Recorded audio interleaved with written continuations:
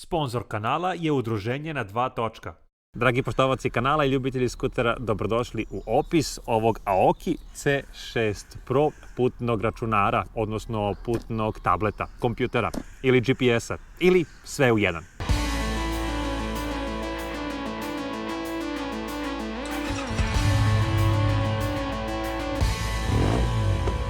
Hvala partnerima ove zajednice koji su svojim članovima omogućili brojne popuste i benefite. Imam tu moralnu obavezu pre svega da vam kažem da sam ovaj model dobio na poklon uz jedini uslov da ga predstavim vama. Ajmo zajedno da vidimo da li ovaj uređaj vredi $170.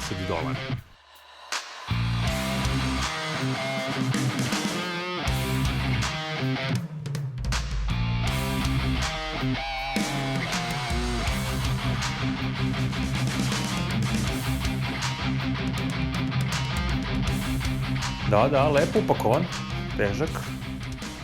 To je ovaj lepi ekran, lep, težak, deluje kvalitetno. Kamera, instrumenti za merenje pritiska u gumama, SD kartica, ok, alati za montiranje, još alata i dodataka za montiranje, druga kamera, tako je, imamo dve kamere,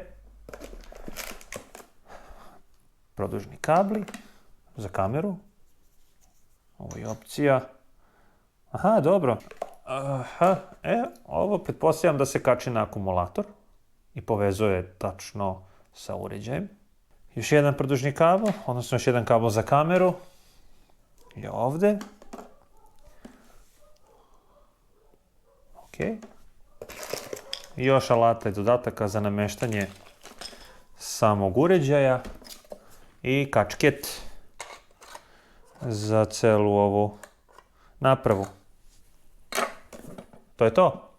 Pretpostavljam da možete naći bilo koje mesto odgovarajuće kako biste sproveli sve ove pločice, sve ove šrafčiće i jednostavno fiksirali vaše kamere napred i pozadi.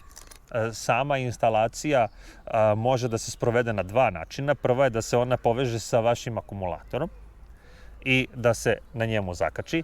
Sad tu postoji jedna stvar, obzirom na to da i pored toga kada je vaš motor isključen, pretpostavljam da će on crpiti minimalnu količinu struje kako bi održavao uređaj tipa sat, datum, vreme i tome slično. Nemam tu informaciju koja je to količina struje, ali dobro je imati to uvid. Ovaj monitor je trenutno zakačen preko USB-a i time se napaja. Ljudi uglavnom vole da kažu da to nije idealno rešenje. U ovom slučaju to je za mene jedino rešenje. A ono što ja takođe nemam montirano na samom ovom uređaju, a to je ovaj daljinski upravljač koji jednostavno ima prečice da se vi javite na telefon, da vas odvede na takozvani home screen i da na brzinu promenite kameru, da li hoćete da gledate prednju ili zadnju.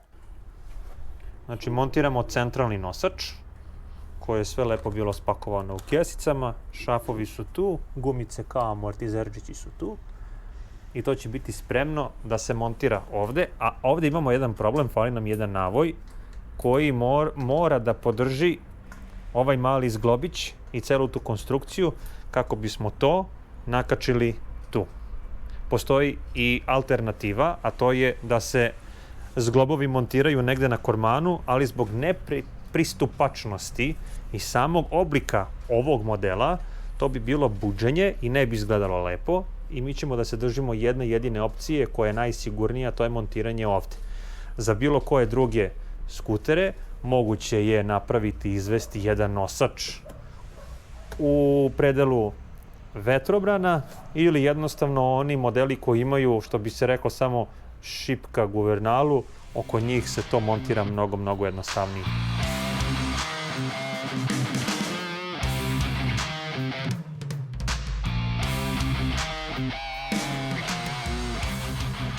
Opet još jednom, nemojte mi zameriti što je ovde važno, što su ovde kablovi koji vire. Znam da nije prezentativno, znam da nije profesionalno, ali u ovom slučaju to je trenutno tako. Ajmo da mu damo kontakt. Dakle, na samo napajanje, evo ga, on se pali.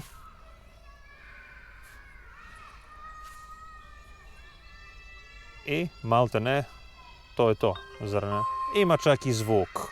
Odlično. Dobro, on ovako izgleda. Ajmo prvo sa onim osnovnim stvarima, pritisak i temperatura u gumama. Obzirom na to da ja to imam ovdje kod sebe na displeju, ajmo da uporedimo tu tačnost. Dakle, na prednjoj gumi imamo 29 stepeni. Opa, osjetljivo. Na prednjoj gumi imamo 29 stepeni i 2,4 bara. Na prednjoj, prema mom bordu, imamo 33 stepeni i 2,4 bara. Ok, bar je ovo tačno. Zadnja je 35 stepeni i 2,6. Ovdje je 38 stepeni i 2,6. Znači, što se tiče pritiska, on je identičan. Što se tiče temperature, imamo malo odstupanje. E sad, u čiju korist, to je manje važno. Ovdje imamo i sat. Ajmo da podesimo sat kako to i treba da bude. Ne, evo ga ovdje. Dakle, 9:40 je vreme. Dobro, 9:40. Ok, super. I to je to. Ajmo da vidimo na koji način rade kamere. Ovo je prednja kamera i super se vidi. Dakle, prilično lepo, Full HD. A što se tiče zadnje kamere, evo je, koja ne izgleda tako loše. Dakle, to je to. Ćao! Odlično. Dobro. Ovo bi dakle trebalo da bude montirano pozadi, a iz već pomenutih razloga nama je trenutno dovoljno da vidimo kakav je frame i kakva je rezolucija. Dobro, hvala. I u ovom delu imamo dupli pogled na kameru napred i pozadi. Ono što sam primetio i što sam čuo, to je da ovako nešto možda može dobro da dođe u slučaju neke nezgode, ukoliko se desi bilo kakva saobraćajna nezgoda, a kamere su to sve zabeležile, vi možete da pokažete snimak kao dokaz da ukoliko niste krivi ili ukoliko je neko pobegao sa lica mesta, sa mesta zločina, imate snimljenu tablicu, imate snimljenu celu situaciju i na taj način možda dobijete lakše spor, parnicu, osiguranje ili naplatite jednostavno štetu. Sad, kada se radi o povezivanju, idemo ovdje na Bluetooth i jednostavno pronađemo ime samog uređaja, što ćemo mi upravo i da uradimo na mom telefonu. Podešavanja, veze. Evo ga, znači Bluetooth je uključen, ja sam se, hajde da kažem, automatski povezao na ovu mrežu. Brzo traje to povezivanje i on je u ovom slučaju sada povezan sa ovim računarom. Što znači da ja sada, ukoliko budem želeo, mogu recimo da koristim navigaciju kao što je podešena. Evo, hoću da idem na Srebrno jezero, počni, određena je ruta i to sve izgleda onako jako lepo. Ovaj touchscreen ne možemo, koliko sam ja video, zoomirati ovako rukama, ali to možemo uraditi ovako pomoću dugmeta. Fino to izgleda. Čak ova aplikacija izgleda mnogo lepše recimo nego na Zontesu kada bi uradio screen mirroring, jer screen mirroring na Zontesu ume malo da secka, da koči. Na ovoj aplikaciji to radi baš lepo, a vidjet ćemo u međuvremenu kad budemo krenuli na koji način to radi. Bukvalno dok vi putujete imate tu opciju da se povežete vašim komunikatorom, odnosno vašim Bluetoothom sa kacigom, da se povežete sa tim uređajem i da se javljate na telefon, da zadajete naredbe, da slušate muziku i tome slično. Pritiskom na ovo dugme koje reaguje, ulazimo maltene u meni vašeg telefona, gde se nalazi skoro pa sve ono što vi imate instalirano na vašem telefonu. Ukoliko želite da koristite bilo koju drugu mapu, osim ove Google mape, na primjer Waze, ukoliko imate instalirano na vašem telefonu, možete se povezati i koristiti tu vrstu navigacije. Viber, WhatsApp, sve je tu. Praktično ovdje može da se nađe sve ono što vi imate na vašem mobilnom telefonu. Došlo je vreme da vidimo kako se on ponaša u vožnji, da li tu nešto trese ili ne trese, kakva je animacija, kakva je grafika, kako se vidi i da sumiramo posljednje utiske iz prvog lica. Evo kako to izgleda u vožnji. Dobro, što se tiče preglednosti, pregledan je. Ovako, trenutno dok ga sunce ne bije, deluje kao da je pregledan kao i ovaj moj fabrički monitor, display. Aha, ima veliki odraz od sunca i onda postaje nevidljiv. E sad, da li je to zbog ove folije ili ne, to neka bude misterija. Čak i za nas koji smo kratkovidi ili ne vidimo dobro na daljinu, lepo se vidi. Dobro, kada smo ovako već u hladovini i kada sunce direktno ne bije ovaj monitor, naravno da se vidi mnogo bolje i mnogo lepše. Moj telefon je tu u torbici i on je apsolutno, ono što bi se reklo, isključen, dakle radi u pozadini, što je dobra stvar, jer kada se ja povežem recimo sa mojim monitorom preko screen mirroringa,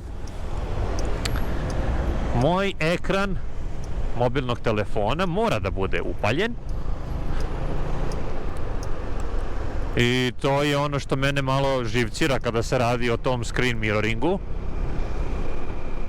I svaki put nakon gašenja samog motora ja moram ponovo da se povežem Bluetoothom ručno, dok u ovom slučaju ako hoću da upalim neku mapu, ja to mogu da radim i pre startovanja agregata. Vratim telefon nazad u torbicu, upalim skuter i nakon 20-30 sekundi dok on skapira šta se dešava, dok se on sam poveže automatski, ukoliko vi to želite sa vašim telefonom, on izbacuje mapu sam od sebe i vi ste mirni što se tiče telefona. Krenut ću od onoga što mi se trenutno ne dopada. Ne dopada mi se to što blješti. Opet, da li je to zbog folije ili je jednostavno takav ekran, ne znam. Druga stvar, u samoj kutiji ne postoji neko uputstvo kako montirati ovaj uređaj, kako idu ti nastavci, kako se kamera stavlja gde na koju pločicu. Dakle, ja kao običan korisnik volim da imam onako sve lepo objašnjeno kao dete koje sklapa Lego. Ja to volim. I pored toga što je njegova montaža donekle i jednostavna i samo povezivanje ovih kablića sa instrumentima je vrlo jednostavno i prosto. Ono što mi se dopada, a to je pre svega opcija sa SD karticom. Na proteklim recenzijama skrenuo sam vam pažnju da ja volim kada se materijal sa kamera snima pravo na SD karticu. Ne volim puno da se bakćem sa telefonom, da skidam aplikacije, da preuzimam, da ovo, da ono. Brate, SD kartica, snimaj, presnimavaj ono što ne treba i završili smo posao. Ono što mi se takođe dopada je ažurnost korisničke podrške, jer sam ih par puta kontaktirao da mi skrenu pažnju na neke stvari. I u veoma kratkom roku dobio sam odgovor na mail koji se pali prilikom aplikacije, odnosno ta adresa je vidljiva čim se upali ovaj monitor. I ono što firma kaže da daje garanciju od godinu dana na ovaj proizvod. Sad kako to izgleda ako se nešto desi, ako nešto ne radi, nisam siguran. Pretpostavljam da bi neko tražio da snimite ono što ne radi i da im se to pošalje na uvid. Opet, to je neka moja pretpostavka, a pretpostavljam da je to i zaista tako. Dopada mi se kvalitet kamera, fizički kvalitet kamera koji je od neke vrste aluminijuma ili neke jako tvrde plastike. Dopada mi se sam kvalitet kablova i dopada mi se kvalitet ovog monitora, ovog celog uređaja koji je baš onako čvrst i uopšte ne izgleda kao da je nešto jeftino, prosto, nekvalitetno i tome slično. Opet, sama osjetljivost tog ekrana mogla bi biti bolja. Ne mogu da kažem da mi se ne sviđa, ali opet ću reći mogla bi biti bolja. Mislim da za $170 koliko košta, osjetljivost bi trebalo biti malo bolja, bar po nekom mom ukusu. Uj, care, hoćeš ti da ga zavijaš? I verujem da je to sve praktično sa moje strane. Da li bih ja nešto ovako stavio na svoj motor, odnosno skuter? Stavio bih sigurno i volio bih da imam, ali čim se ovaj motor nađe van garancije, onda bih malo i lakše uspeo da organizujem to skidanje plastike, podvlačenja, zavlačenja tih kablova, da se to ne vidi, da ne viri, i pretpostavljam da bi mi onda bilo mnogo lakše da imam jednu ovakvu napravu na svom modelu i da koristim nezavisno od svog telefona i toga što mi daje Zontes, taj neki pametni računar. Mislim da bi to skroz bilo u redu. Ovaj uređaj ima cenu od $170. Njegova cena je veća, ali ukoliko koristite kupon kod Samo skuteri, kod koji ću ja ostaviti u komentaru i u opisu ovog videa, ostvarujete 22% popusta na ovaj uređaj, kao i na sve ostale uređaje sa ovog web sajta, odnosno od ovog proizvođača, a takvih proizvoda je mnogo i takve proizvode vi možete koristiti ne samo na vašim motociklima, nego i u bilo kom drugom prevoznom sredstvu kada za to postoji potreba, da li to bio kamion, avion ili tako dalje. A u komentarima napišite šta vi mislite o ovom uređaju, da li vredi ovih para. Ukoliko ga imate, kažite koje su neka vaša iskustva, prednosti i mane ovog uređaja, kako bi cela zajednica imala detaljniji uvid o čemu se tu zapravo radi. Do nekog našeg narednog susreta, ja vam želim svako dobro i bezbednu vožnju.